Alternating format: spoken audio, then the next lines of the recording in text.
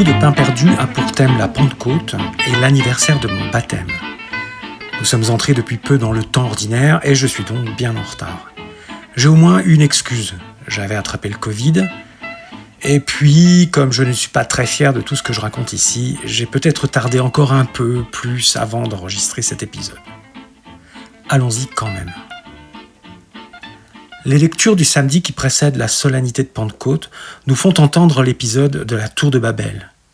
Les hommes, animés par leur propre esprit, décident de bâtir une tour qui pénètre les cieux et de se faire un nom, sans plus se préoccuper aucunement de Dieu. Alors Dieu les éparpille façon puzzle.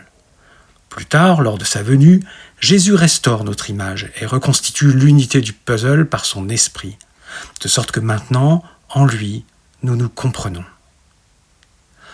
Lors de mon baptême, qui a eu lieu pendant la fête de Pentecôte, il y a 40 ans, le repas du dimanche avait réuni autour de la même table, je les cite sans ordre particulier, un prêtre en soutane, un adventiste du 7e jour, je ne me rappelle plus du tout pourquoi on l'avait invité, un adepte du New Age, végétarien et ésotériste, une dévote animée de piété populaire, quelques athées ou agnostiques, et enfin ma mère, à l'époque sympathisante des idées communistes.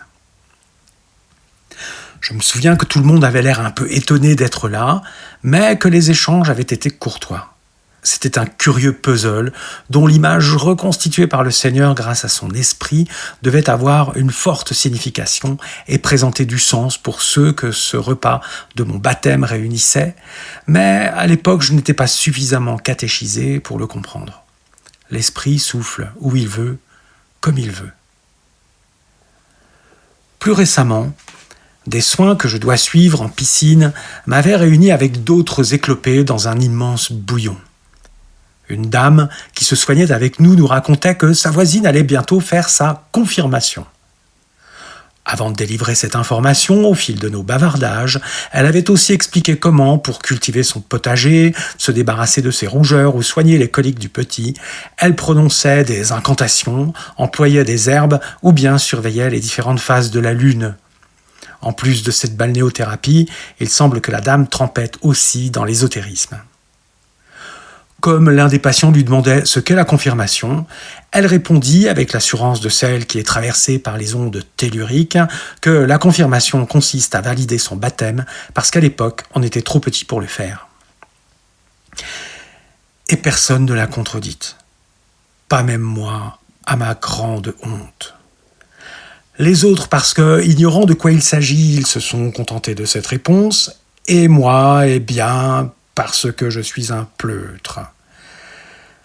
L'Esprit de Dieu tournoyait au-dessus des eaux, Genèse chapitre 1, verset 2, tandis que moi, agitant mollement une patte après l'autre dans les eaux tièdes, telle une grenouille neurasthénique, je fus assez minable pour ne pas saisir cette occasion de témoigner et dire quelque chose de sensé sur le bon Dieu à ceux qui étaient là et en avaient peut-être besoin. Si j'avais répondu, j'aurais dit qu'être confirmé, c'est recevoir l'Esprit de Jésus. Ce n'est pas confirmer son baptême comme lorsqu'on confirme un rendez-vous. Être confirmé, c'est être rendu ferme et solide par l'Esprit Saint.